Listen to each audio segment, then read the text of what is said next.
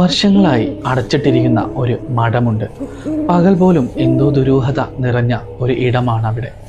രാത്രി സമയങ്ങളിൽ ഒരു കറുത്ത വസ്ത്രമണിഞ്ഞ ഒരു കന്യാസ്ത്രീയെ കാണാറുണ്ടായിരുന്നു. രാത്രി സമയങ്ങളിൽ മഠത്തിൻ്റെ ഉയരത്തിൽ വന്ന് നിൽക്കുന്നത് ആ നാട്ടിലെ പലരും കണ്ടതായി പറയുന്നു. എന്നാൽ മഠം അടച്ചതിൻ്റെ പുറകിൽ ഒരു കഥയുണ്ട്.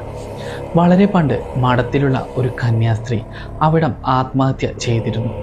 എന്നാൽ അവർ മരിച്ചതിന് പുറകെ നിരവധി കന്യാസ്ത്രീകൾ അവിടെ കൂട്ടത്തോടെ ആത്മഹത്യ ചെയ്തു. ഇവിടെ എല്ലാവരും ഒരേ രീതിയിലായിരുന്നു ആത്മഹത്യ ചെയ്തത്. അതിനുശേഷം അവിടെ താമസിക്കാൻ പേടിച്ച് മഠം അടച്ചിട്ടു. എന്നാൽ ആദ്യമായി ആത്മഹത്യ ചെയ്ത സ്ത്രീ രാത്രി സമയങ്ങളിൽ കറുത്തച്ഛനെ ആരാധിക്കുമായിരുന്നു എന്ന് മരണശേഷം അറിയുകയുണ്ടായി. മരണത്തിന് മുന്നേ അവർ എഴുതി വെച്ച കുറിപ്പിൽ ഇങ്ങനെ എഴുതിയിരുന്നു: നിന്റെ ജീവൻ സാത്താന് സമർപ്പിക്കും, അതിലൂടെ നിനക്ക് പുനർജന്മം സാധ്യമാണ് എന്നായിരുന്നു ആ കുറിപ്പിൽ. അവിടം മരണപ്പെട്ട കന്യാസ്ത്രീകളെ അവിടെ തന്നെയായിരുന്നു അടക്കം ചെയ്തതും.